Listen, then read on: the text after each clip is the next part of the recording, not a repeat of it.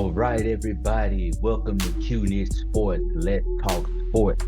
I am your host, Lance Powell, and today we're going to cover our picks for this week. We're focusing on daily fantasy and also on our roster for the Hateful Eight League and what players we're picking for this week, as far as who we're going to start, who we're going to sit, and maybe some recommendations that we wish we could have picked on our roster league that we couldn't pick, and so we moved those over to the daily fantasy to see if we can win some money. So we're going to take a heavy dive into daily fantasy this week. I put a lot of lineups out there, did a lot of research on some different things going on around the league, a lot more data now that we're in week 6. So a lot more news articles and people doing analysis on the way players are playing, and it's really been helpful with selecting different roster spots. So let's just dive right in. Again, this is QD Sports. Let's talk sports. I am your host, Lance Powell, and we're about to dive right into this thing. All right. So just want to make sure before we get into dive too deep into the daily fantasy and our roster that you know about the Q Niche Sports YouTube channel.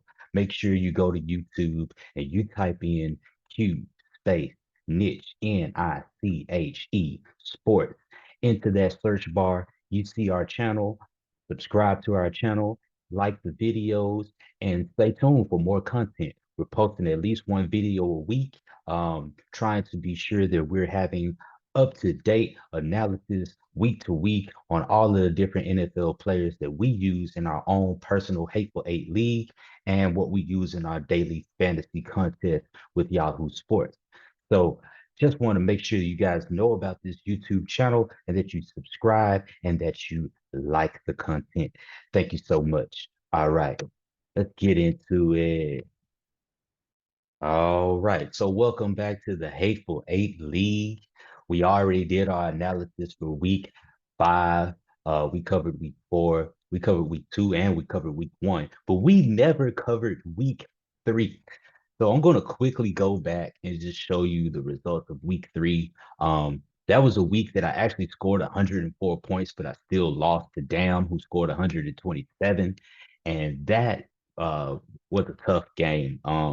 If I look on the bench, I believe in this game I left a lot of points on the bench. Yes, I did. Devontae Smith went off for 26 points that week in week 3. And if you look at my receivers, Tyreek Hill only had 4 points. So putting 26 in comparison to 4 there, would have had a lot more points in that position. Um, and then also looking here at Tom Brady, he had more points than Tua. Um, what else did I leave on the bench here? Tony Pollard, uh, he did better than Mixon in that game. So that was very winnable game. My bench had a lot of points left out there, and I could have still won this game, and I didn't. So I didn't do very good in week 3. Just wanted to briefly cover that and just to say, this is how I got to the record of 2-3. I didn't do good in week 3. Um, week 2 was a bad week. Week 1, we started out doing pretty well. And so, like I said, we're inconsistent. Week 4, we won. Week 5, we lost. So, week 6, we're starting off right now looking pretty good. I believe this is David Montgomery for the Chicago Bears. He only had an 8.5 point game. So I'm hoping that Benjamin, who I picked up on the waiver wire, will have a better game than Montgomery, and we could be good there, and all of this will just wash away, and we will win this game against the Pythons, who's been winning some very close games the last few weeks. So this one is probably going to be another nail biter between two low scoring teams, between QD Sports and PME Python. All right, so let's look a little bit deeper into my roster for week 6. Um, I have Tom Brady at the quarterback. Tyreek Hill is my wide receiver 1. Tyler Lockett is my wide receiver 2. Joe Mixon, my running back 1. Eno Benjamin, like I said, I picked him up off of waiver wires. The reason being is because all of the other running backs for Arizona Cardinals are hurt at the time. James Conner and Darrell Williams or that might be Darrell Williams, are both hurt with injuries right now. So that means that Eno Benjamin is going to get the start and he should get a lot of touches. And this is a high scoring game going against the Seattle Seahawks.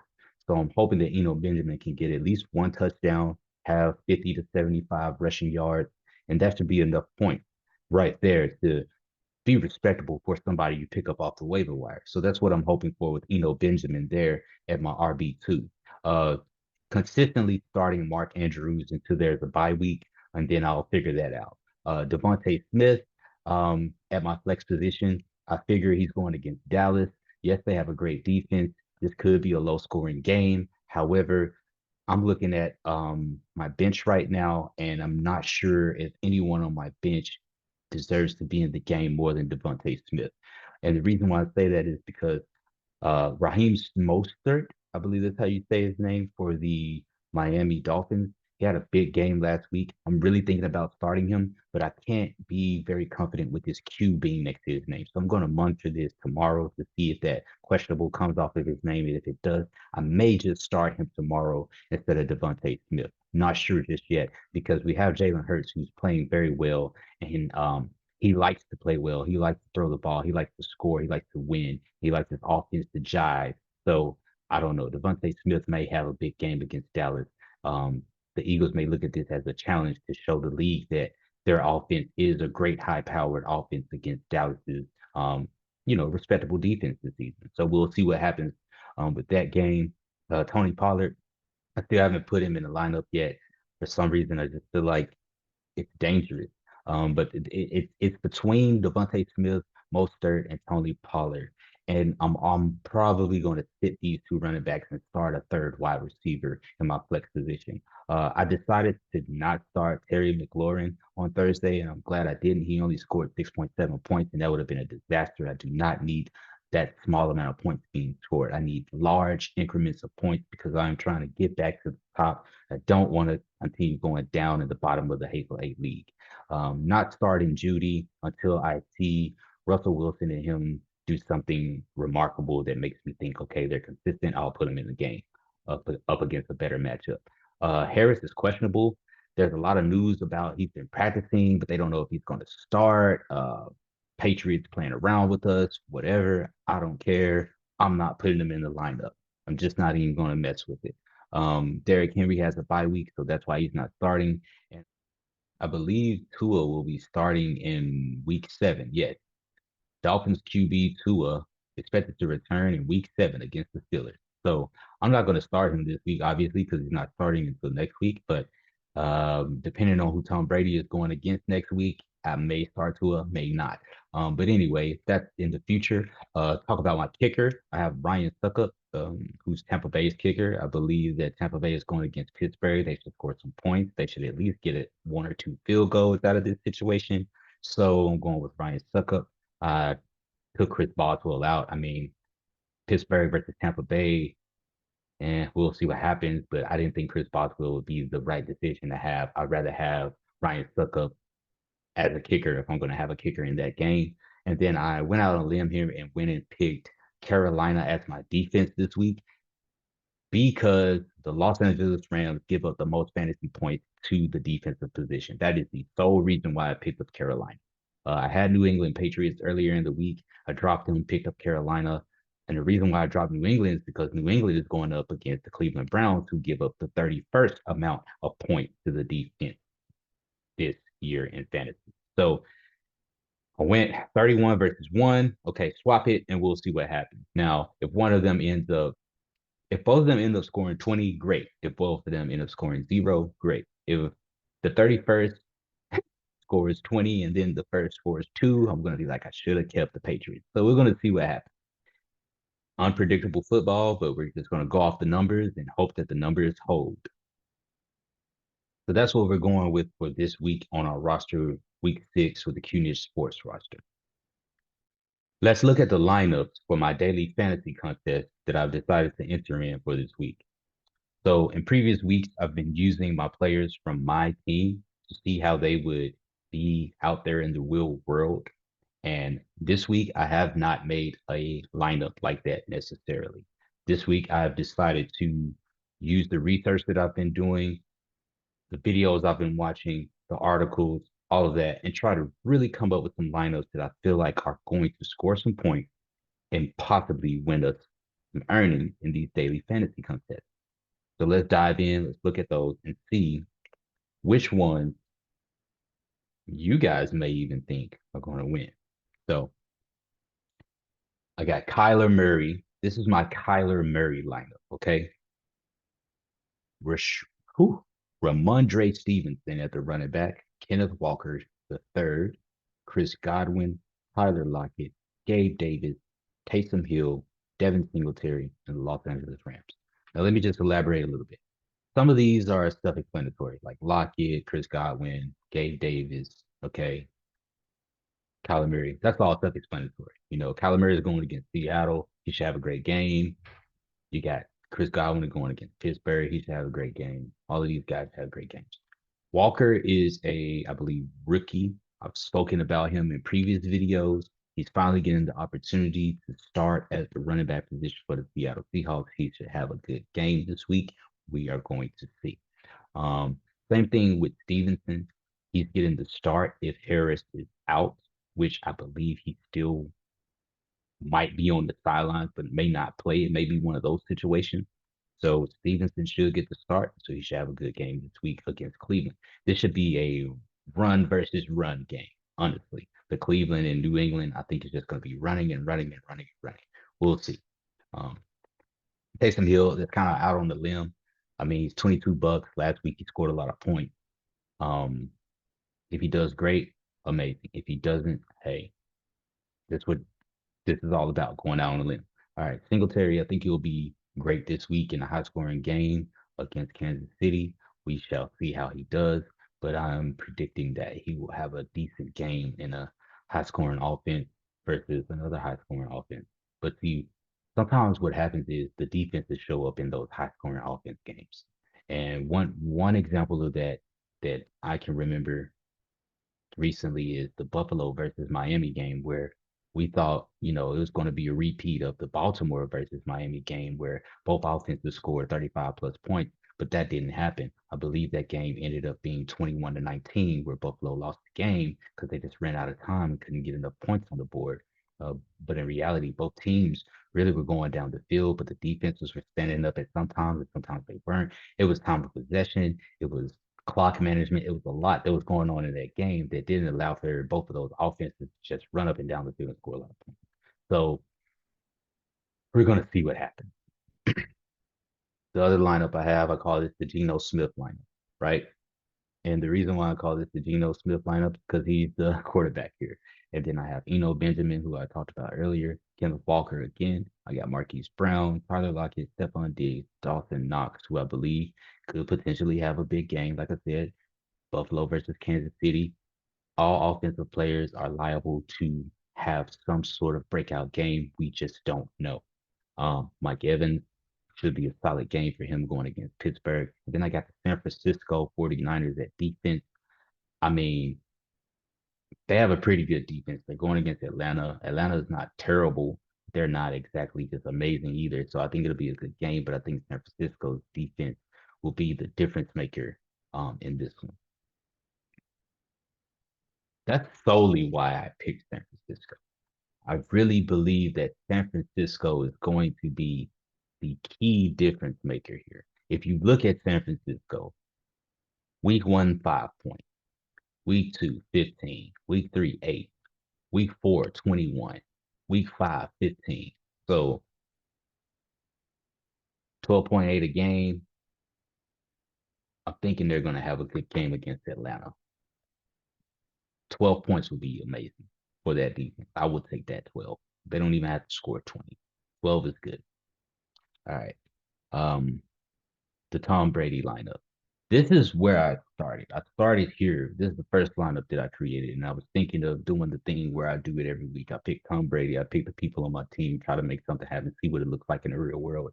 But then, as midway through, I was like, you know what? I really want to win some money this week, so I'm going to scratch that for this week and see what happens. Now, I may still do that lineup later just to see, just to make sure, hey, this would be that one time where you didn't use the lineup that you actually have in your league and you scored 200 points in your league, but then you didn't score 200 in daily. No, I don't want that to happen. You know what I'm saying? So I may still put that out, just to just keep my mind at ease. But however, I got Tom Brady, then I got the running back Leonard Fournette. Christian McCaffrey is my first time picking him all year. Um, Major reasons because the last couple of years I've had injury issues with him where I had him on my actual league roster and then he gets hurt and I'm like, here we go again, another hurt running back. But yeah, so I decided to go ahead and use him. Hopefully he doesn't get hurt this week. But I just was trying to stay away from him because it seemed like me and him just have this injury curse. But let's see what happens with him this week in my daily fantasy contest. Hopefully he scores some points. Now this guy Alec Pierce, this is a stretch. I know this is a stretch, but I'm going out on a limb with this guy because last week he had 81 yards. He hasn't scored a touchdown all year, but he has 22 targets, 15 catches for 222 yards. So the guy is he's catching the ball. I mean, last 3 weeks he's you know decent.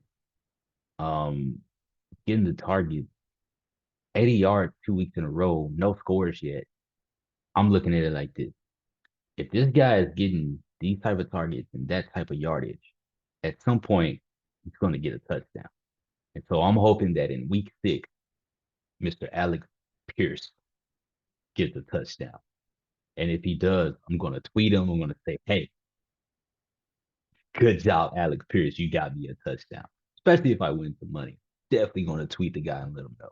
Because I don't know. I don't know this guy. I don't know much about him at all, but I might become a fan of him after this weekend just because of we'll see how he plays in my daily fantasy contest. So Justin Jefferson, self-explanatory. Mike Evans again.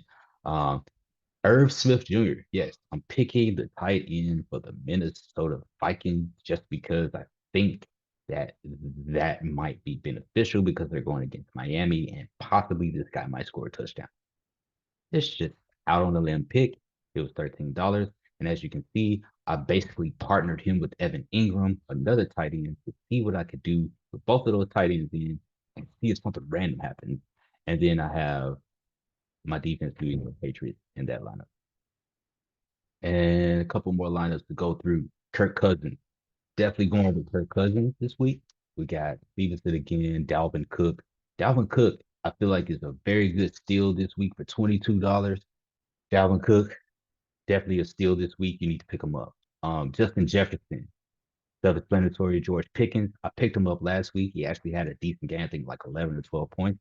That's all I'm asking for. It's like 10 to 15 points from the guy. Hopefully, everybody else can carry their own weight and pull high numbers so we don't have to worry about George Pickens being one of those guys for 30. That's not what I'm asking for him for, and that's why he's only $16. All right, Tyler Lockett, $21, I think is another steal this week. David Njoku, this is an out on a limb pick for me. I don't know if Cleveland Browns offense is going to thrive that well where the tight end is going to score, but apparently he was in some of the other analysis and in the other stardom, sit-em, and I'm like, well, let's put him in, see what happens. Kenneth Walker, same thing. Like I said, I'm putting him in this week. I got him in pretty much every lineup, it seems like. And then you got the Indianapolis Colts as my defense in that lineup. And then finally, I got Daniel Jones. Yes, Daniel Jones is my quarterback. $31. That's probably too high for this guy, but we will see. And hopefully it pays off this week. I got Alvin Kamara because I think people are sleeping on him just because he's only been back for 1 week. He's still cheap. That may change in a few weeks, so you might want to take advantage of getting Alvin Kamara now before he becomes one of those $39 players like Saquon Barkley over here. And then you got Debo Samuel, Devin Duvernay. Now, probably butchering his name, but I'm pretty sure that Bateman is out this week. And since Bateman is out this week, I'm going to go ahead and go with Duvernay. And just to be sure that Bateman is out, let me just check quickly for you guys while you're right here, and we can all find out together. Rashad Bateman is out. So, yes, who is Lamar Jackson going to throw the ball to?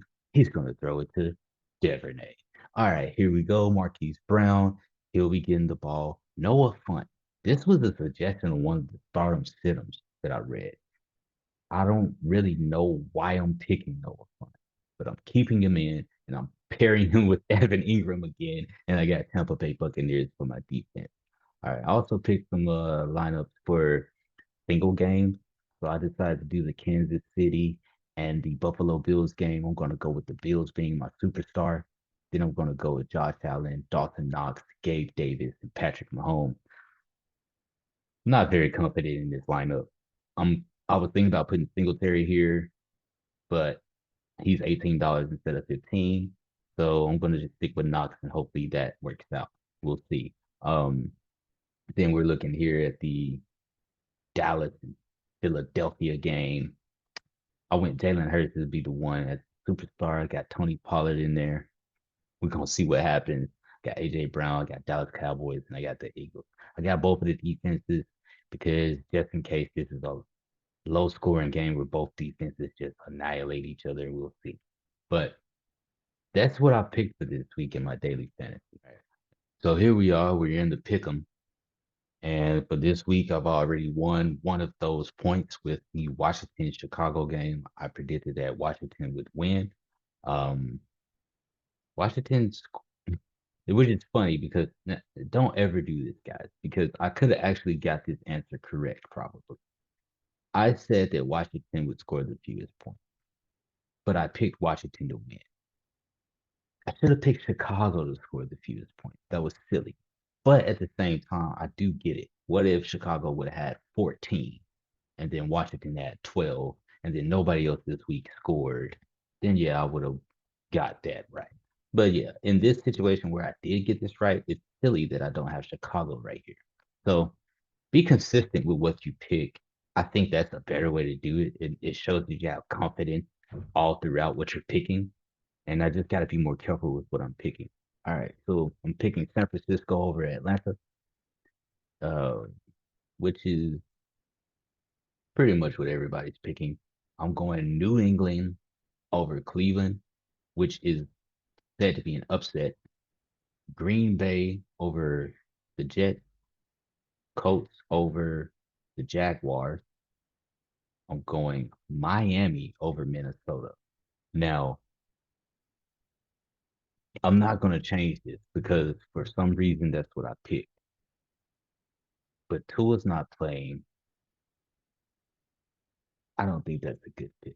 I think I probably should pick Minnesota here. They're playing at Miami. Somehow or another, Miami pulled that out with a backup quarterback. A lot of people are not going to pick Miami. Let's see what the 3-point favorite. So they're not a huge favorite. Minnesota, that is. Minnesota not being a huge favorite. I'm gonna stick with my Miami pick. New Orleans over the Bengals. Bengals are a 2-point favorite. So I'm picking some upsets here. All right, Baltimore over Giants. Uh, got Tampa Bay over Pittsburgh. The Rams over Carolina. Seahawks over the Cardinals. Chiefs over the Bills. Eagles over the Cowboys. And Chargers over the Broncos. The end of this episode of Curious Sports Let's Talk Sports NFL Fantasy 2022-2023 Week 6. I hope you guys got some good advice from the picks that I'm making, and I hope that it works out for you. Hope it works out for me. But if not, hey, that's the fun in it. See you guys in the next video.